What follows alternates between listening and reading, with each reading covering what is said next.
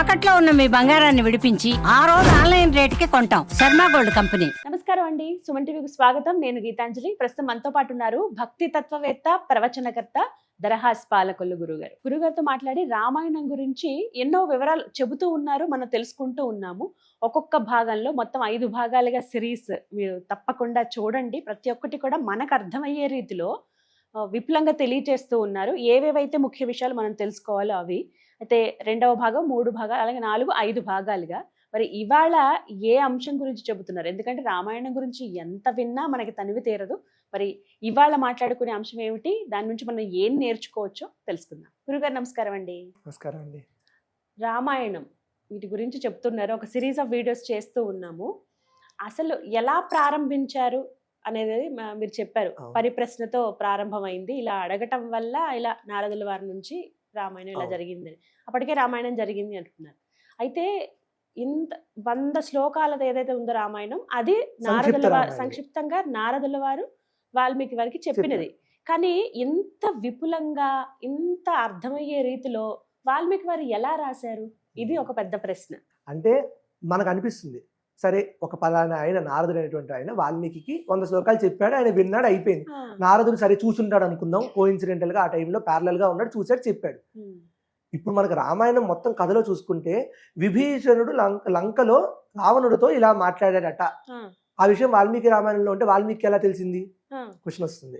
అలాగే అక్కడెక్కడో మండోదరీదేవి అలా మాట్లాడుకుంటుందట రావణాసురుడితో, అలాగే త్రిజట అలా చేసిందట, సముద్రం దాటేటప్పుడు ఆంజనేయ స్వామితో జాంబవంతుడు ఇలా మాట్లాడాడట. ఇవన్నీ ఎలా తెలుస్తాయి వాల్మీకి? క్వశ్చన్ వస్తుంది.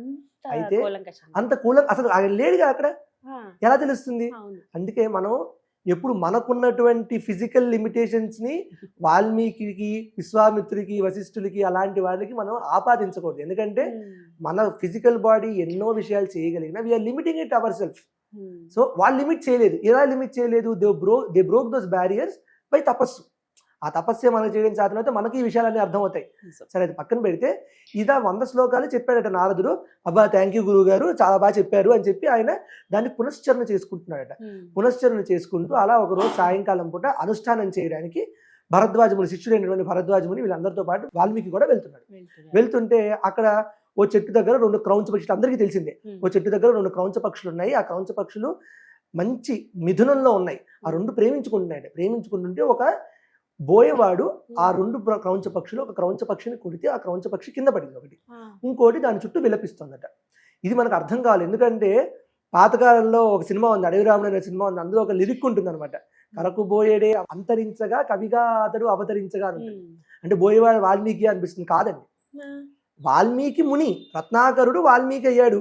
ఓకే, వాల్మీకి ముని భరద్వాజుడు అనేటువంటి శిష్యుడితో పాటు అలా నదీ తీరంలో వెళ్తూ ఉంటే ఈ విషయాన్ని చూశాడు. అది రోజు జరిగేటటువంటిదే కదా. ఓ బోయేవాడు ఓ పక్షిని కొట్టాను నార్మల్.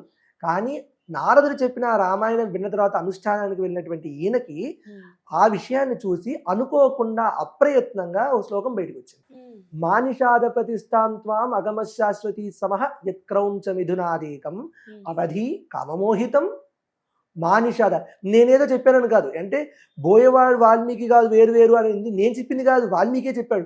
మానిషాద, ఓ నిషాద, ఓ బోయేవాడా. ఒకవేళ వాల్మీకే బోయేవాడే అంటే ఆయన ఓ బోయేవాడా అని ఎందుకు అనుకుంటాడు? అనుకోడు కదా. ఓ బోయేవాడా, 2 క్రౌంచ పక్షులు ఒకటినొకటి ప్రేమించుకుంటుండగా ఆ టైంలో నువ్వు ఒక బాణాన్ని వేసి ఒక క్రౌంచ పక్షిని నేల కూల్చావు, ఇది నీకు ప్రతిష్ట కలిగిస్తుందా?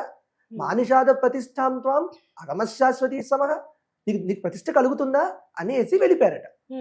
ఈ వెనకాల ఉన్న భరద్వాజ శిష్యులకి వీళ్ళందరికీ కూడా భలే అన్నారే గురువు గారు, భలే అంది ఈ శ్లోకం అని చెప్పి ఆ శ్లోకాన్ని వాళ్ళు వేసుకుంటున్నారట. వాళ్ళు వేసుకుంటూ అనుష్ఠానం అయిపోయింది. తిరిగి ఆశ్రమానికి వచ్చేసారు. మొత్తం ఆశ్రమంలో అందరికీ శ్లోకం వచ్చిందట. వచ్చేస్తే వాల్మీకి ముని ఇదంతా విని, ఏంట్రా ఎక్కడదా ఈ శ్లోకం అన్నట్టు, ఆయనకు కూడా తెలియదు ఆ శ్లోకం వచ్చిందని.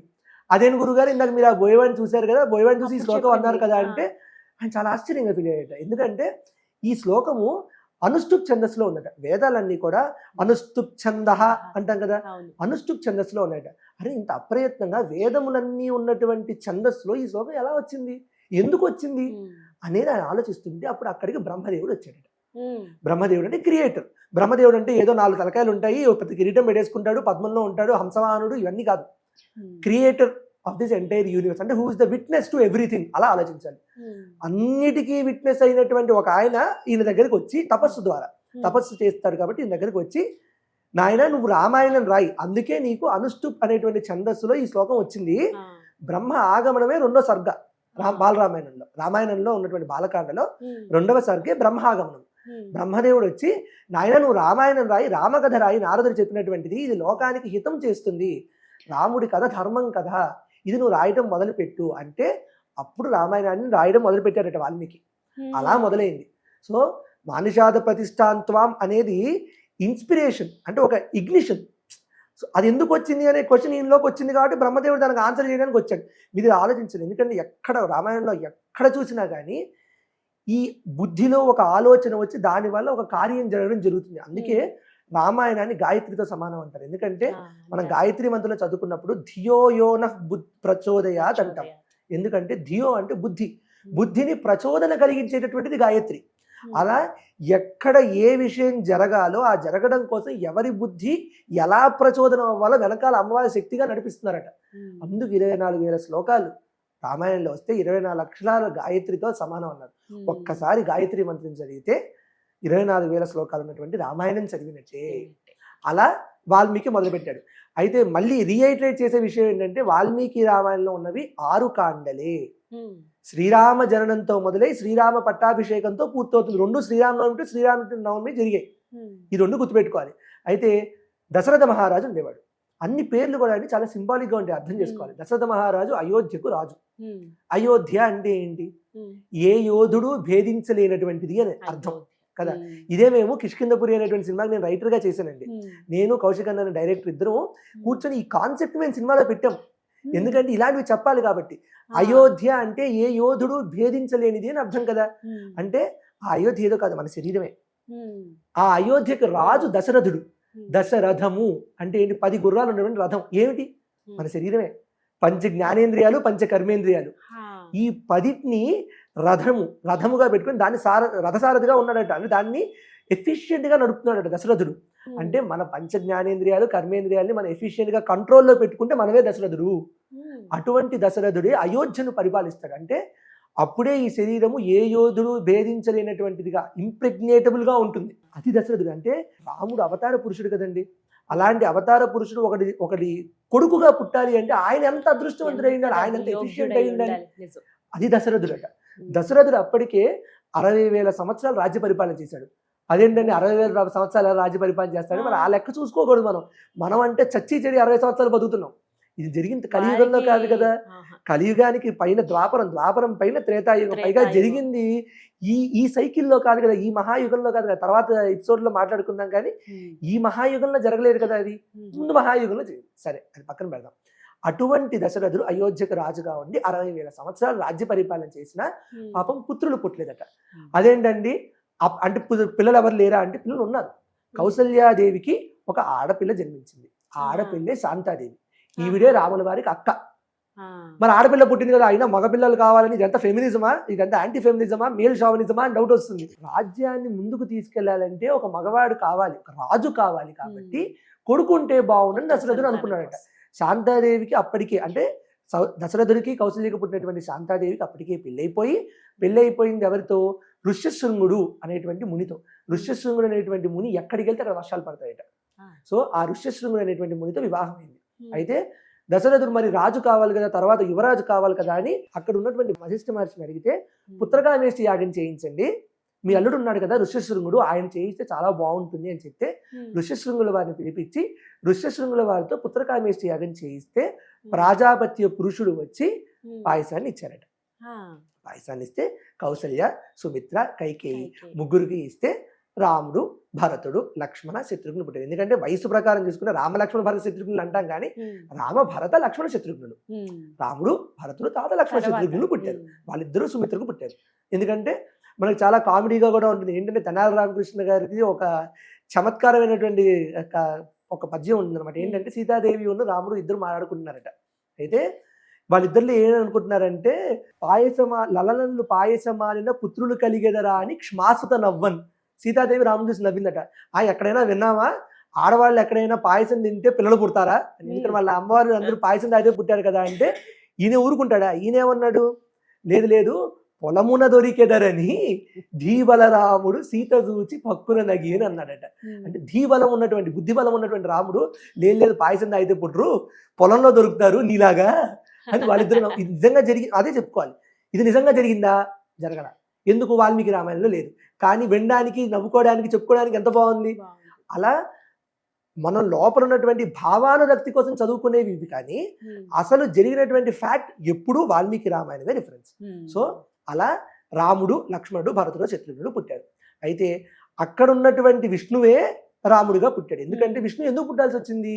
జయ విజయులకి ఇద్దరికి శాపం ఉంది కాబట్టి వాళ్ళు పుట్టారు కాబట్టి, ఇక్కడ రావణ కుంభకర్ణులుగా ఇక్కడ త్రేతాయుగంలో పుట్టారు కాబట్టి జయ విజయులు సామాన్యులైనటువంటి వాళ్ళేం కాదండి. వాళ్ళు కూడా విష్ణు ఎలా ఉంటాడో వీళ్ళిద్దరు కూడా అలానే ఉంటారట. తిరుమలలో మీరు ఎప్పుడైనా చూడండి, తిరుమల బయట జయ విజయులు చూస్తే నిజంగా వీళ్ళే విష్ణుమూర్తి ఏమో అనిపిస్తుంది. అలా ఉంటారు చూడడానికి. ఎందుకంటే నేను మిమ్మల్ని చూస్తూనే పెరిగాను అనుకోండి, రోజు చిన్నప్పటి నుంచి ఇప్పటిదాకా మీలాగా తయారవుతాను నేను కూడా చూడడానికి కూడా. సో ఆ ప్రభావం ఉంటుంది. అలా ద్వారపాలకులుగా ఉన్నటువంటి జయ విజయులు విష్ణులాగే ఉండేవారట. అలాంటి వాళ్ళు భక్తులు, వాళ్ళు పాపం ఏదో పాపం శాపగ్రస్తంగా ఏదో అయ్యారు, పుట్టారు. సో తన భక్తులను ఉద్ధరించుకోవడం కోసం అవతారంగా ఆయన పుట్టాడట. అలా రాముడు అవతరించాడు. ఇక్ష్వాకు వంశ ప్రభవో రామో నామ గుణైశ్రుత అని చెప్పాడు కదా నారదుడు. రాముడు అవతరించెను. ఇక్కడ మళ్ళీ డౌట్ వస్తుంది అందరికి. ఏంటంటే ఏమంటే నేను పుట్టాను, నన్ను ఏమన్నారు? వీడు పుట్టాడు అన్నారు, వీడు జన్మించాడు అన్నారు. రాముడు పుట్టాడు, రాముని మాత్రం అవతరించాడని ఎందుకు అంటున్నారు? ఎందుకంటే పునరపి జననం పునరపి మరణం పునరపి జననీ జఠరే శయనం. నాలాగే ఆయన కూడా 9 నెలలు ఉన్నాడా? మనిషిలాగే పుట్టాడు కదా. ఆయన కూడా 9 నెలలు పొట్టలో ఉన్నాడు, నేను ఉన్నాను. నేను పుట్టాను, ఆయన పుట్టాడు. నన్ను మాత్రం జన్మించి ఆయన మాత్రం అవతరించాడు అన్నది ఏమన్నా అర్థం ఉందా అని అంటారు. ఒక చిన్న ఎగ్జాంపుల్ తీసుకోవాలి. ఇక్రాల కృష్ణమాచారి గారు, మా గురువు గారు, ఒక చిన్న ఎగ్జాంపుల్ చెప్పారండి. ఏంటంటే చాలా అద్భుతమైనటువంటి ఎగ్జాంపుల్. ఏంటంటే ఒక అడవిలో మనం నడుస్తున్నాం, ముందు ఒక గొయ్యి తవ్వబడి ఉంది, ఆ గొయ్యి మీద ఆకులన్నీ పరచబడి ఉన్నాయి. మనం తెలియకుండా అక్కడ అడుగేసాం, కింద పడ్డాం. ఏమంటాం? కింద పడ్డాడు అంటారు. మనకేం చేస్తున్నాము? అయ్యో కాపాడండి కాపాడండి కాపాడండి కాపాడండి అంటున్నాం. ఆ గొయ్యి తవ్వినటువంటి వేటగాడు వచ్చి వాడు అందులోకి దూకాడు. దూకి తలకిందులుగా దూకి పైకి లేపాడు మనల్ని. మనము పడితే పడ్డాము అన్నాం మనమే, వాడు పడితే దూకాడు అన్నాం. ఎందుకు తేడా? మనకు అక్కడ ఉందని తెలియక, ఎలా బయటికి రావాలో తెలియక, ప్రిపేర్డ్గా లేక దూకాం. మనకు తెలియక సంసారం అనేటువంటి జీవితంలోకి మనం దూకాం. మనం పడ్డాము, ఆయన దూకాడు. అన్నీ తెలుసు, ఏం చేయాలో తెలుసు, ధర్మం ఏంటో తెలుసు, ఏది ఎలా చేస్తే ఏది కరెక్టో తెలుసు. తెలిసి చేశాడు, తెలిసి జన్మ తీసుకున్నాడు కాబట్టి ఆయన అవతారము. తెలియక పడ్డాము కాబట్టి మనది జన్మ. అంతే తేడా. ఇప్పుడు మహాపురుషులైనటువంటి వారు, గురువు గారులు కానీ ఎవరైనా చూడండి, సత్యసాయి బాబా వారు కానీ, మా గురువు గారు కానీ ఎవరైనా చూడండి, వాళ్ళందరూ కూడా ఫలానా విషయం చేయడం కోసం వచ్చి ఆ విషయం అయిపోగానే ఒక రూట్ని ఎస్టాబ్లిష్ చేయంగానే ఆ ఎస్టాబ్లిష్మెంట్ రూట్ అయిపోయాక తర్వాత వాళ్ళు వెళ్ళిపోతారు. ఎందుకంటే వాళ్ళ పని అంతవరకే. కృష్ణుడైనా, రాముడైనా, స్వామివారైనా ఎవరైనా అంతే. సో అలా రాముడు జన్మించాడట. రాముడు అవతరించి లక్ష్మణ, భరత, శత్రుఘ్నులు కూడా పుట్టారు. పిల్లలందరూ పెద్దవాళ్ళు అయ్యారు. పెద్దవాళ్ళు అయ్యాక మనకి ఇక్కడ ఏజ్ క్వశ్చన్ వస్తుంది. రాముడు ఏ వయస్సులో పెళ్ళయింది? ఎందుకంటే పెళ్ళి అవ్వాలంటే రాముడి దగ్గరికి విశ్వామిత్రుడు రావాలి. విశ్వామిత్రుడు దశరథుడి దగ్గరికి వచ్చాడట. నాయన నేను ఇలా యాగ సంరక్షణ చేయడానికి యాగం చేస్తున్నాను, యాగ సంరక్షణ కోసం కావాలంటే దశరథుడు వెంటనే, స్వామి నాకు చెప్పండి, నన్ను రమ్మంటారా, నా దగ్గర ఇన్ని అక్షరం సైన్యం ఉంది, వచ్చేయమంటారా అంటే, నువ్వు కాదు నన్ను రాముడిని పంపించంటాడు. మనకు రాముడిని పంపించినప్పుడు దశరథుడు అన్న మాటే మనకు రిఫరెన్స్. దశరథుడు ఏమంటాడు? 15 ఏళ్ల పిల్లవాడు స్వామి, ఆయన అలా పంపిస్తాను, వాడికి ఏదో అనుకుంటున్నారు మీరు ఏదో, కానీ వాడికి ఇంకా అస్త్రశస్త్రాలు ఏం నేర్చుకోలేదు. వాడు జస్ట్ బాణాలు అవి వేయడం నేర్చుకున్నాడు అంతే. అస్త్రాలు శస్త్రాలు ఏమీ తెలియవు. అరణ్యం అంటున్నారు, రాక్షసులు అంటున్నారు, వాళ్ళ వల్ల అవుతుందా? నేను వస్తాను, నేను దేవదానవుల యుద్ధంలో కూడా పాల్గొన్నా, నేను వచ్చేస్తాను అంటే, నేను అడిగించేస్తావా, నేను వెళ్ళిపోమంటావా అని అంటే, వశిష్ఠుల వారిని అడిగారు. అంతటి రాజు మునిని అడిగితే, విశ్వామిత్రుడు విశ్వమునకు మిత్రుడు, ఏ పని చేస్తే విశ్వానికి మంచి జరుగుతుంది అది తెలిసినటువంటి వాడు, విశ్వానికి ఫ్రెండ్లా బిహేవ్ చేసేటటువంటి వాడు విశ్వామిత్రుడు. రాముడు అరణ్యంకి రావాలి, బల అతి బల శస్త్రాలు ఆయన దగ్గర నేర్చుకోవాలి. రాముడు అరణ్యానికి ఇప్పుడు విశ్వామిత్రుడితో వెళ్ళకపోతే మిథిలా నగరానికి ఎందుకు వెళ్తాడు? సీత అక్కడ దొరుకుతుంది. ఇవన్నీ జరగాలి కాబట్టి విశ్వానికి మిత్రత్వంగా ఉంటూ విశ్వామిత్రుడు అక్కడికి వచ్చాడు. సరే స్వామి పంపిస్తున్నాను, రామ నువ్వు వెళ్ళు, లక్ష్మణ నువ్వు కూడా వెళ్ళు అని అన్నాడట. విశ్వామిత్రుడు వద్దనలా. ఎందుకంటే రాముడిని రమ్మన్నాడు, లక్ష్మణుడు వస్తే వద్దనలా. ఎందుకంటే లక్ష్మణుడితో కూడా అవసరం ఉంది. ఎందుకంటే రాముడికి ఏవైతే వస్తాయో లక్ష్మణుడికి కూడా అవి రావాలి, లేకపోతే రేపు యుద్ధం కష్టం కదా. సో రామలక్ష్మణులు ఇద్దరు విశ్వామిత్రుడి వెనకాలే వెళ్ళారట. సో ఒక 15 ఏళ్ల పిల్లవాడు విశ్వామిత్రుడు అనేటువంటి మునితో లక్ష్మణుడు, తమ్ముడు లక్ష్మణుడితో పాటు అరణ్యానికి వెళ్ళాడు. ఎందుకు వెళ్ళాడు తెలీదు, రాముడికి కూడా తెలియదు. రాముడికి ఒకటే తెలుసు, పితృవాక్య పరిపాలకుడు. మా నాన్నగారు ఏం చెప్పారో చేస్తారు. మా నాన్నగారు ఏం చెప్పారు, నాన్న వెళ్ళన్నాడు, అలాగే నాన్నగారు వెళ్తాను అన్నాడు. గురువుగారు ఏం చెప్తే చేయను అన్నాడు. అలాగే నాన్నగారు గురువుగారు ఏం చెప్తే చేస్తానన్నాడు. ఎందుకు, తండ్రే మొదటి గురువు.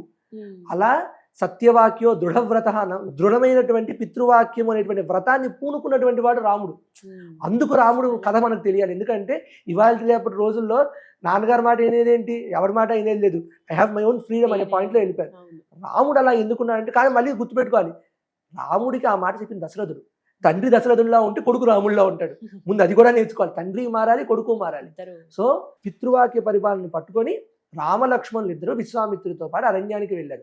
ఆ తర్వాత విశ్వామిత్రుడు ఏ ఏ కథలు, కుమార సంభవం లాంటి కథలు ఎలా చెప్పారు, బల అతిబల విద్యని ఏమేమి ఇచ్చారు, అక్కడి నుంచి మిథిలా నగరానికి ఎలా వెళ్ళారు, తర్వాత సీతారామ కళ్యాణం ఎలా జరిగింది అనేది తర్వాత ఎపిసోడ్లో తెలుసుకుందాం. చాలా ఇంట్రెస్టింగ్ గా ఉంటాయి, ఎంత విన్నా ఇంకా వినాలనిపిస్తాయండి. చక్కగా వివరించారు, ధన్యవాదాలు గురుగారు. జై శ్రీరామ్.